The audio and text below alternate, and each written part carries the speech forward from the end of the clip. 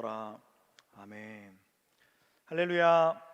네, 오늘도 예배 자리에 나와오신 안산 제일의 모든 성도님들을 진심으로 환영합니다. 이곳 예배당에서 또 온라인에서 각자의 처소에서 여러분이 지금 예배하는 그곳에 우리 주님의 은혜와 평안이 가득하시길 간절히 축복합니다. 움직이지 않는 무거운 닻이 해저에 깊이 내려져 있으면 풍랑이 일고 파도가 부딪힐 때 배가 흔들릴 수는 있지만 그 닻이 붙잡아 주기 때문에 물살에 떠내려 가지 않습니다.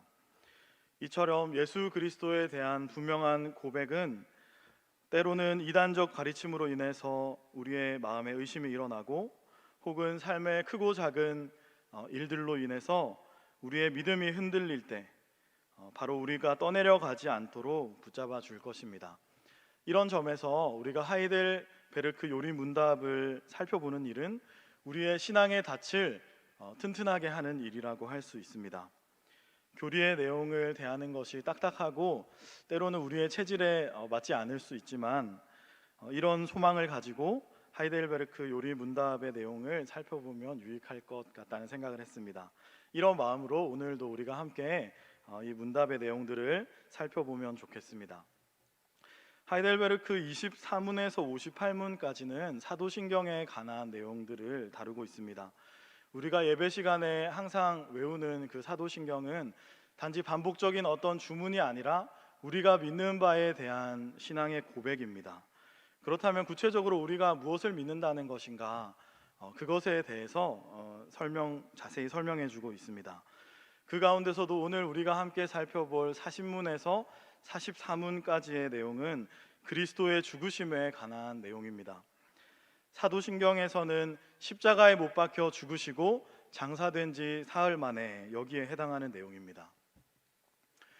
성자 예수님의 이 땅에서의 사역을 생각해 보면 예수님의 낮아지심의 사역이라고 할 수 있습니다. 이것을 잘 보여주는 구절이 빌립보서 2장 6절에서 8절까지의 말씀입니다. 우리 한번 같이 읽어볼까요?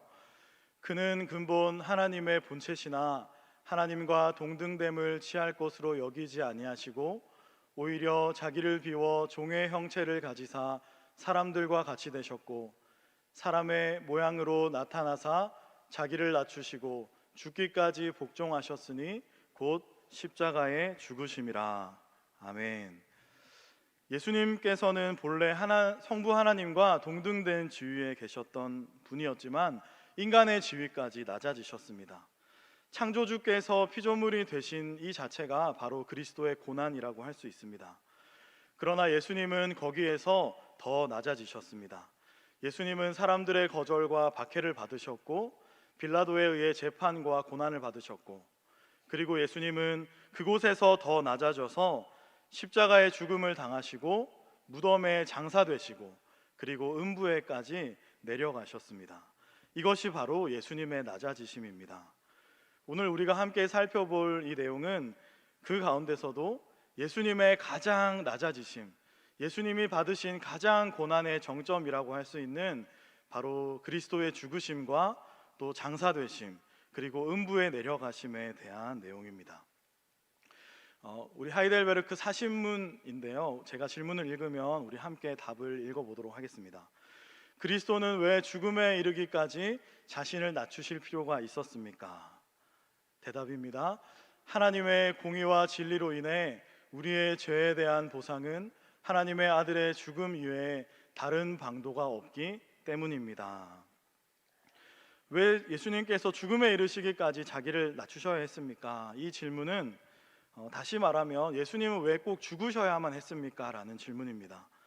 하나님이 성육신을 하시는 것도 가히 담을 수 없을 만한 놀라운 대가이고 그 정도로면 충분하지 않았습니까? 혹은 예수님이 매를 맞는다든지 다른 방법의 고난을 당하시는 것으로는 안 됩니까? 왜 예수님이 꼭 죽으셔야만 합니까? 라는 질문입니다. 이것에 대한 대답은 하나님의 공의와 진리가 그것을 요구합니다. 우리의 죄에 대한 값은 하나님의 아들이 죽는 것 외에는 달리 방도가 없습니다 라고 대답하고 있습니다. 하나님의 공의와 진리가 그것을 요구한다는 것은 바로 하나님께서 그것을 정하셨다. 그것이 하나님이 정하신 법이기 때문이다라는 뜻입니다. 구약에서는 하나님이 천지를 창조하시면서 이미 말씀하셨습니다. 창세기 2장 17절을 보면 선악을 알게 하는 나무의 열매는 먹지 말라. 내가 먹는 날에는 반드시 죽으리라 라고 말씀하셨습니다. 죄에 대한 대가는 죽음입니다. 신약에서도 이것을 증언하고 있습니다. 로마서 6장 23절에서는 죄의 삭은 사망이요. 그리고 야고보서 1장 15절에서는 욕심이 잉태한즉 죄를 낳고 죄가 장성한즉 사망을 낳는다라고 증언합니다. 죄에 대한 대가는 죽음입니다. 세상을 만드신 하나님께서 죄에 대한 대가는 죽음이다라는 법을 정하셨습니다. 그리고 그것은 하나님도 따를 수밖에 없는 법이었습니다. 하나님의 공의와 진리는 그러므로 우리의 죄에 대해서 반드시 죽음을 요구했다는 것입니다. 그러므로 예수님은 반드시 죽으셔야만 했습니다. 하나님의 아들이 성육신하거나 매를 맞거나 다른 방법의 고난을 당하는 것으로는 충분하지 않고 반드시 죽으셔야만 했다. 이것이 바로 사신문이 묻고 답하고 있는 내용입니다. 여기에서 우리는 한 가지를 생각할 수 있습니다. 그것은 바로 우리의 상태가 이와 같이 심각하고 비참하다는 것입니다. 하나님의 아들을 잡아 죽여야 할 만큼, 그것 외에는 달리 방도가 없을 만큼 우리의 상태는 심각하고 비참하다는 것입니다. 저희는 지난 고난 주간에 죽음에 이르는 7가지 죄에 대한 말씀을 들었습니다. 교만, 시기, 분노, 나태, 탐욕, 탐식, 정욕이었습니다. 아마 여러분들 기억이 나실 것입니다. 저는 개인적으로 이 고난 주간의 말씀을 들으면서 저에게 이렇게 죄가 많다는 것에 놀랐던 것 같습니다. 내가 깨닫지 못하고 인식하지 못했던 죄들, 그러나 하나님께서 일상의 나를 바라보실 때 그분을 몹시 불편하고 근심하게 만들었을 그 죄들이 나에게 이렇게 많다라는 것을 깨달았습니다. 나는 저렇지는 않다, 혹은 나는 저런 부류의 죄는 나는 속하고 싶지 않다라고 스스로 생각하지만, 사실은 내가 지금 그렇게 경멸하고 있는 그 죄를 내가 품고 있다는 그 사실을 인정해야만 하는 것이 몹시 불편하고 괴로운 일이었습니다. 저는 회개를 하지도 않고 안 하지도 않은 채 불편한 마음으로 7번의 설교를 들었던 것 같습니다. 그리고 마지막 날 저희가 함께 찬송을 부르면서 한 가지 죄의 목록들을 나열하면서 하나님 앞에 기도했던 그 시간에 하나님은 저에게 큰 은혜를 부어주셨습니다. 사실 그 시간에 대단한 기도는 아니었습니다. 그저 하나님 앞에서 제가 그런 사람입니다 라고 인정하는 기도였고, 또 하나님 앞에서 정말 잘못했습니다 라고 고백하는 기도였습니다. 하지만 하나님은 그 순간 저에게 다가오셨습니다. 그 시간을 통해서 이것이 은혜구나 라는 것을 깨닫게 되었습니다. 내 죄를 깨닫고 인식하고 비참한 내 상태를 볼 수 있는 것, 그 자체가 바로 은혜였습니다. 반복되는 일상에 갇혀서 혹은 습관화돼서 내 양심이 굳어져서 내가 인식하지 못했고 깨닫지 못했던 나의 죄들을 하나님 앞에 인식하게 되고 거기에서 돌이키는 마음을 품게 되는 것, 회개의 자리에 서는 것, 그 자체가 은총이었습니다. 기도 시간을 통해서 하나님은 불편했던 마음을 뛰어넘는 평안을 허락해 주셨고, 저는 일과 사역을 위해서 맺었던 단지 무엇인가 필요한 것을 구하고 얻는 그런 관계에서 사랑하는 아들과 그 아들을 사랑으로 징계하시는 아버지의 관계로 다시 회복되는 그런 은혜의 자리를 경험할 수 있었습니다. 여러분, 오늘 예수님의 죽으심은 우리에게 무엇을 말씀하고 있습니까? 그것은 바로 우리의 죄의 심각함, 비참함, 달리 방도가 없는 우리의 민낯을 고발하고 있습니다. 오늘 우리가 삶에서 품고 있는 죄악들이 있을 것입니다. 주님이 죽으신 자리는 오늘 우리에게 바로 그것을 가리키며 비추고 있습니다. 바로 그렇기 때문에 예수 그리스도께서 죽으셔야만 했다는 것입니다.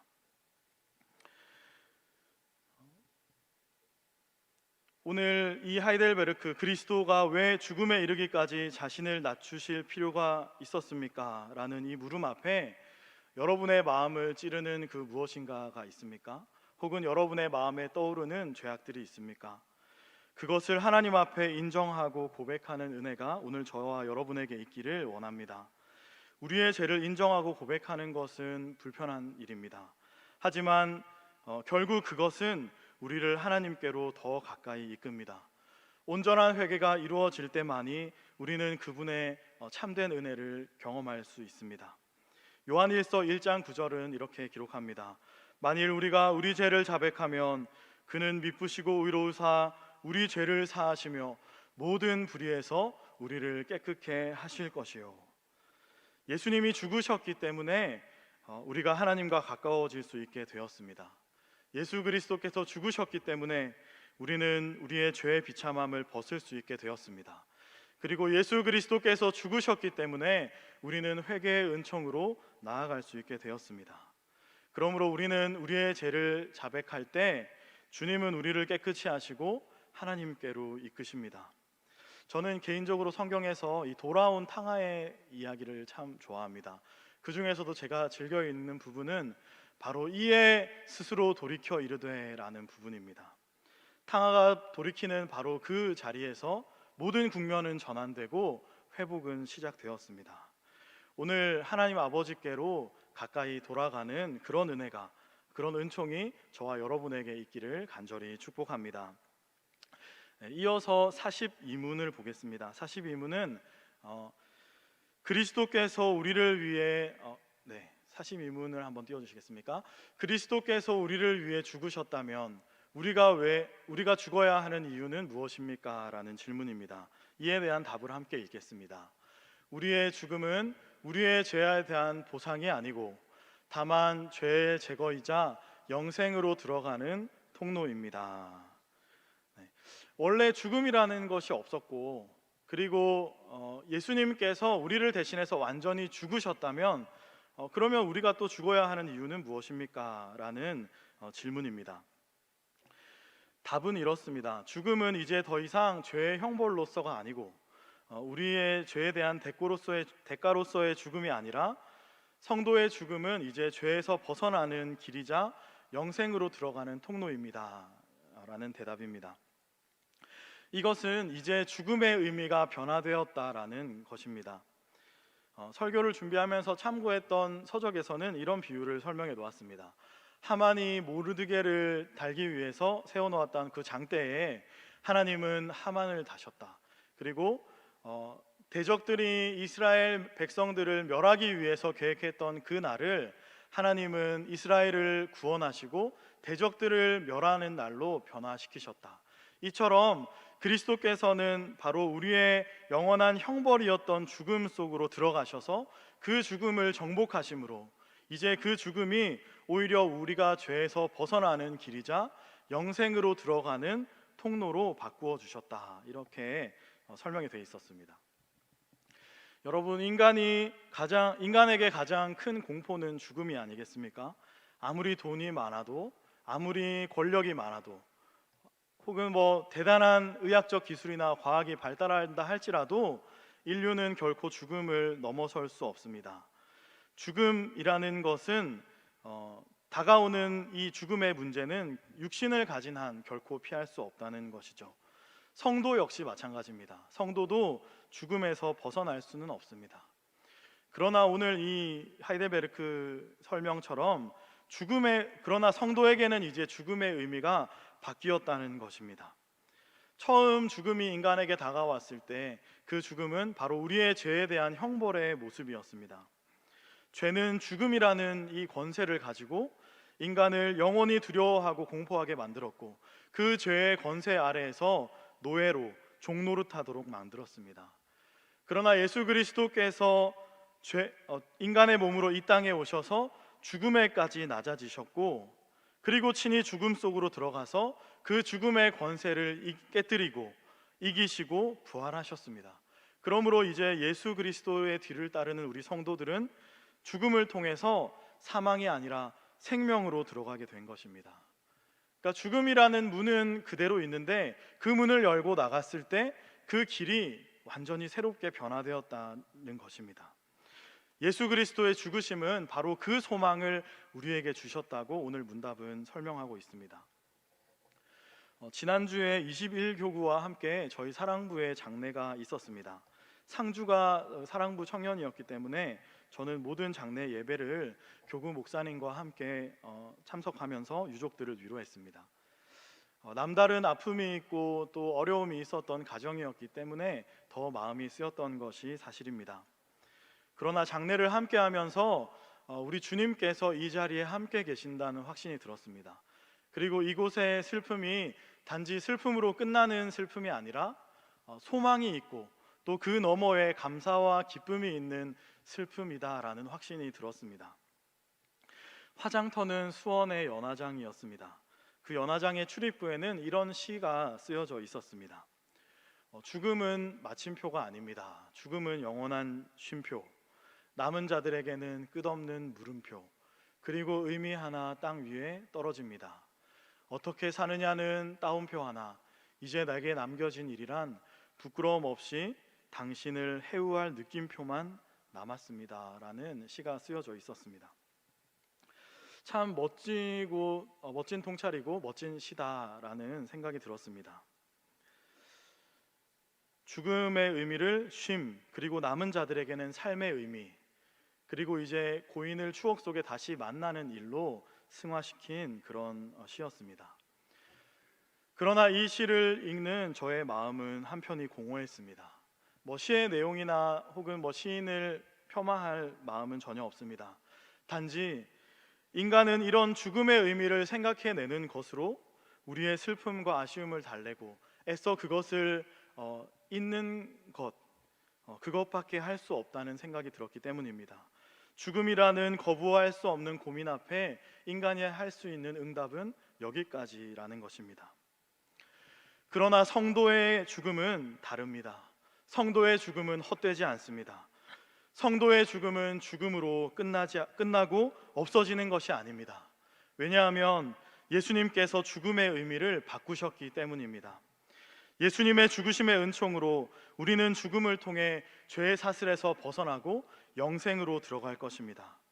이것은 마치 마약을 한다든지 우리의 정신통일을 해서 우리의 슬픔과 우리의 아픔을 애써 잊고 달래기 위해 만든 구호가 아닙니다. 이것은 반드시 그렇게 될 진리입니다. 그러므로 우리는 죽음을 두려워하지 않을 수 있고 성도는 죽음 앞에서 감사할 수 있고 오히려 소망을 품고 기뻐할 수 있는 것입니다. 사랑하는 엄마 천국에서 만나요. 그리고 이렇게 하트표를 해놓은 문구를 봤습니다. 장례를 마치고 유족이 되시는 집사님과 연락을 하면서 집사님의 카톡 프로필에 남겨있는 글귀였습니다. 이 한 문장이 우리의 마음을 감동하는 이유는 바로 그것이 진리이기 때문입니다. 우리에게는 모두 하늘 소망이 있습니다. 우리는 모두 언젠가 저 본향을 향해 갈 것입니다. 그날의 아름다운 그곳에서 우리는 우리를 떠났던 사랑하는 이들을 다시 만나게 될 것입니다. 주님의 성도들을 다시 만나게 될 것입니다. 그리고 우리가 사랑하는, 우리가 꿈에도 그리는 예수 그리스도, 우리 주님의 얼굴을 영광 중에 만나게 될 것입니다. 이 하늘 소망이 있기 때문에 우리는 죽음을 넘어서는 자들입니다. 죽음과 같은 고통과 두려움도 결코 삼킬 수 없는 소망이 바로 우리에게 있다는 것입니다. 42문은 바로 이 내용을 묻고 답하고 있습니다. 이어서 43문입니다. 십자가에서 겪으신 그리스도의 희생과 죽음으로 우리는 어떤 유익을 얻습니까? 함께 읽겠습니다. 그것들로 인해 우리의 옛사람이 그와 함께 못 박히고 죽어 장사되고 그 결과 육신의 욕망이 더는 우리를 지배하지 못하며 우리는 우리 자신을 감사의 제물로 그에게 드리는 유익을 얻습니다. 그리스도의 죽음이 그렇다면 우리에게, 우리의 삶의 자리에 과연 어떤 유익을 주는가 하는 질문입니다. 답은 이와 같습니다. 우리의 옛사람이 그리스도와 함께 죽고 그 결과 육신의 욕망이 더는 우리를 지배하지 못하고 우리는 우리 자신을 감사의 제물로 그리스도께 드리게 됩니다. 라는 답입니다. 예수 그리스도의 죽으심은 우리를 대신한 죽음이었고 우리를 대표하는 죽음입니다. 그러므로 그리스도의 죽음은 곧 우리의 죽음이며 또 그분의 죽음의 결과는 우리의 것이 됩니다. 따라서 우리가 예수 그리스도를 믿고 영접할 때, 혹은 성경의 증언과 같이 우리가 예수 그리스도의 이름으로 세례를 받을 때, 우리는 그분의 죽음과 연합하게 되고 그분과 함께 죽어 장사되게 됩니다. 로마서 6장 4절은 이렇게 기록합니다. 우리 함께 읽어볼까요? 그러므로 우리가 그의 죽으심과 합하여 세례를 받음으로 그와 함께 장사되었나니, 이는 아버지의 영광으로 말미암아 그리스도를 죽은 자 가운데서 살리심과 같이 우리로 또한 새 생명 가운데서 행하게 하려 함이라. 아멘.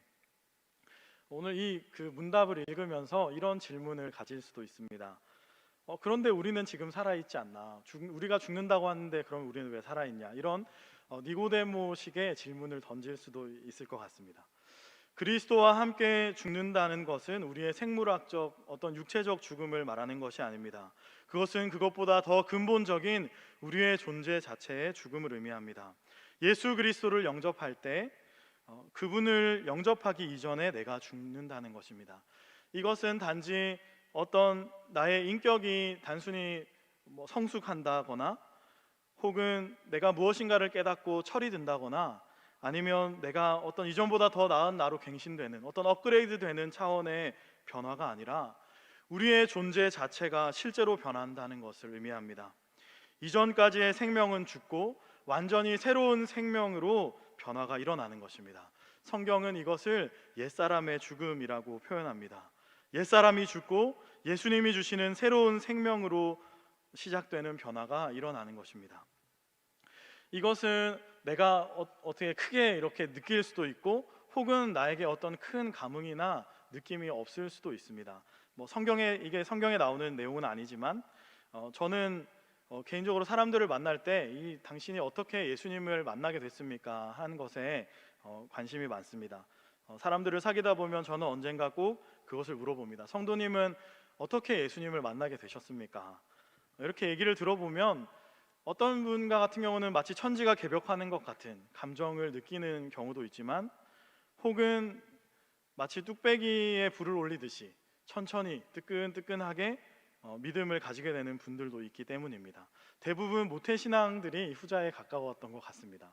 저도 개인적으로는 이 후자에 가깝고 이제 나중에 말씀을 통해 이해하게 된 케이스인데요. 그러나 그런 것과 관계가 없다는 것입니다. 예수님의 죽으심으로 인해서 그분을 영접하는 자에게 주어지는 효력은 어떤 감정의 차원을 관계없이 일어나는 일이라는 것입니다. 예수 그리스도를 영접할 때 그 사람 안에는 옛사람이 죽고 이제 새로운 생명이 그에게 주어지는 일이 일어납니다. 놀라운 것은 우리가 그 생명을 가지고 영생에 들어가게 된다는 것입니다. 내가 진실로 진실로 너희에게 이르노니 내 말을 듣고 또 나 보내신 이를 믿는 자는 영생을 얻었고 심판에 이르지 아니하나니 사망에서 생명으로 옮겼느니라. 이렇게 요한복음은 기록합니다. 우리는 이미 영생을 얻었고 이미 생명으로 옮겼다, 이렇게 성경은 증언하고 있습니다. 영생은 우리가 주님을 믿는 그 순간부터 우리에게 시작된다는 것입니다. 그러므로 우리는 지금 영생을 누리며 살아가고 있다는 것이죠. 우리는 이 생명을 가지고 주님 앞으로까지 가게 될 것입니다. 우리가 육체의 죽음을 만나지만 그것은 관문일 뿐이고 우리의 영생은 계속해서 이어진다는 것이죠. 그리스도께서 죽으셨기 때문에 바로 이런 유익이 우리에게 주어진다라고 문답은 설명합니다.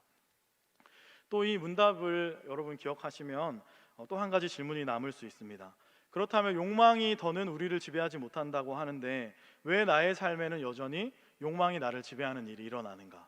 왜 나는 여전히 죄에 넘어지는가? 라고 의문이 남을 수 있습니다. 그러나 우리에게 죄의 본성이 남아있을 수 있지만 이전과는 달라진다는 것입니다.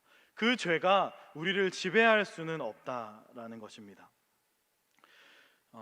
예전에는 죄가 우리를 지배하고 우리가 그 죄의 지배 아래 있었고 우리가 죄의 종노릇하며 노예와 같이 있었다면 그리스도의 죽음으로 인해서 이제 우리는 죄로부터 자유롭게 됐다는 것입니다.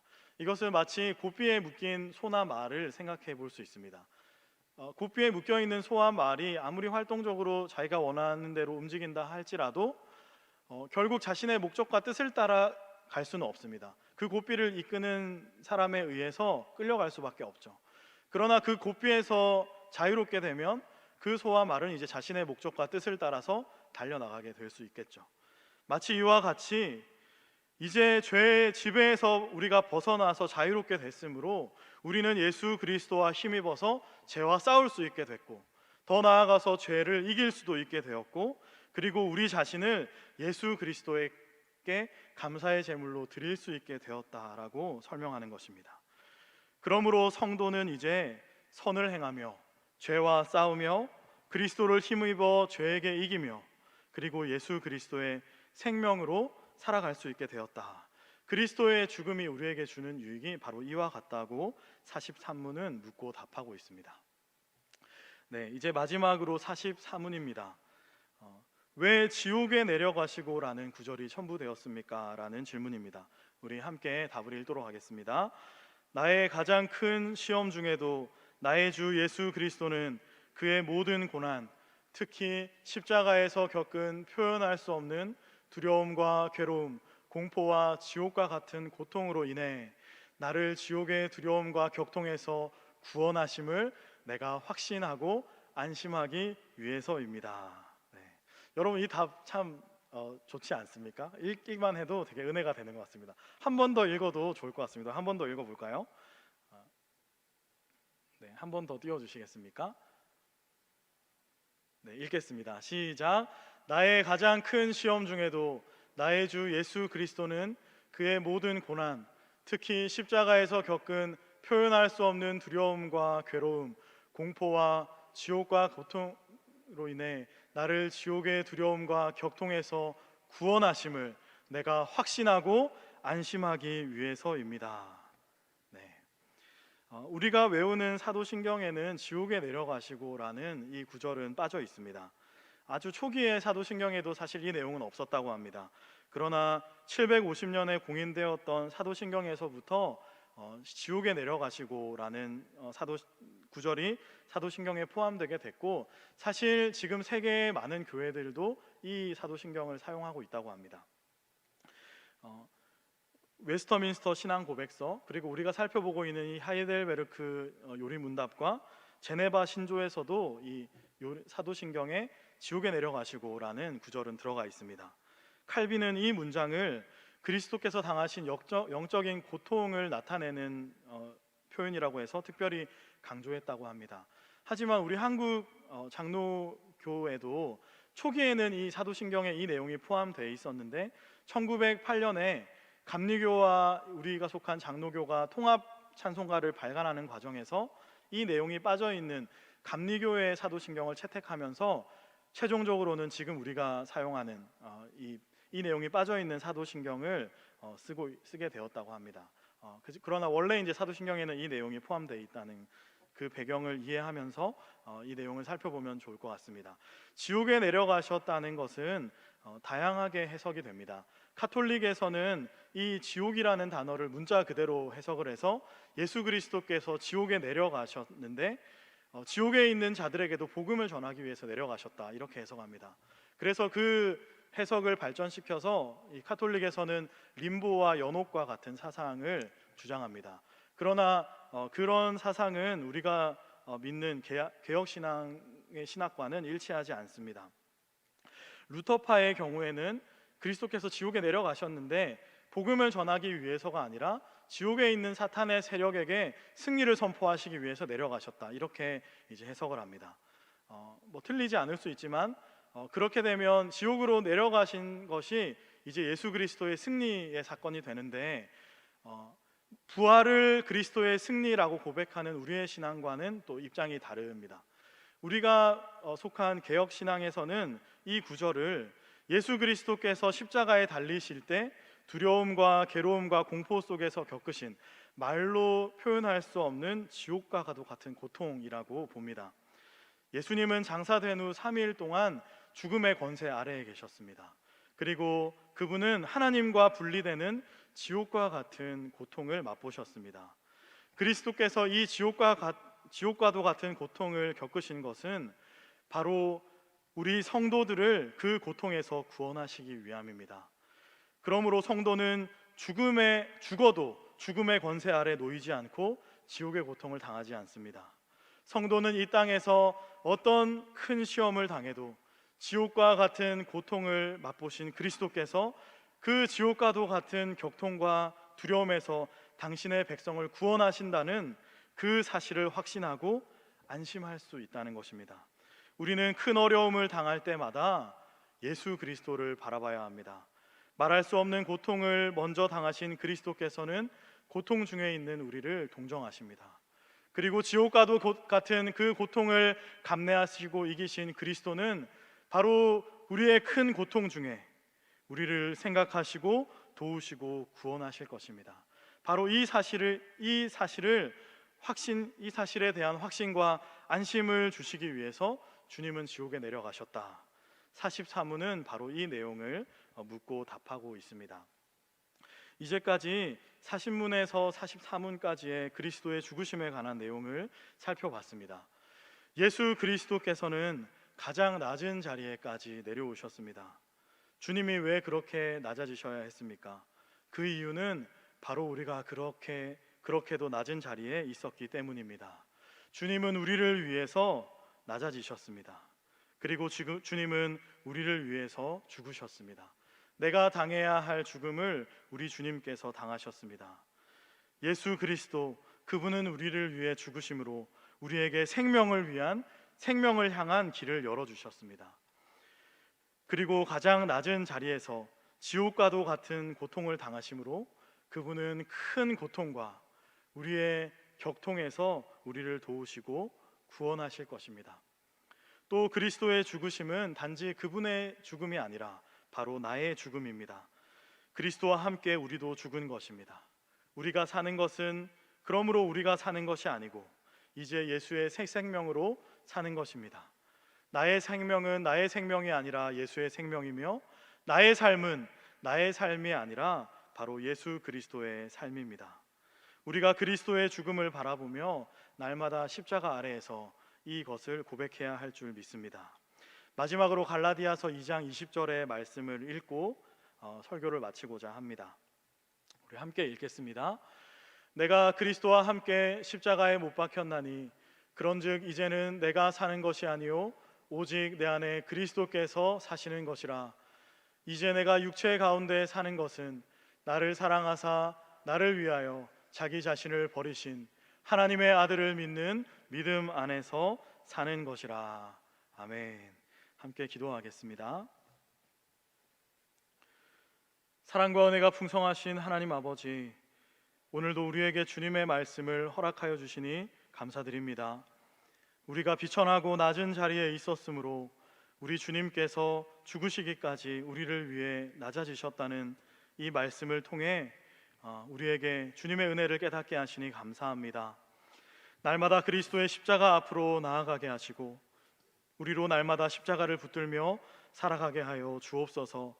주님의 죽으심을 묵상하며 우리를 위한 주님의 십자가의 은혜를 묵상하며 우리의 큰 어려움과 고통 중에도 소망을 얻게 하옵시고 선을 행하며 죄를 싸우며 나를 사랑하신 예수 그리스도를 믿는 믿음으로 늘 살아가게 하여 주옵소서. 감사드리며 살아계신 예수 그리스도의 이름으로 기도하옵나이다. 아멘.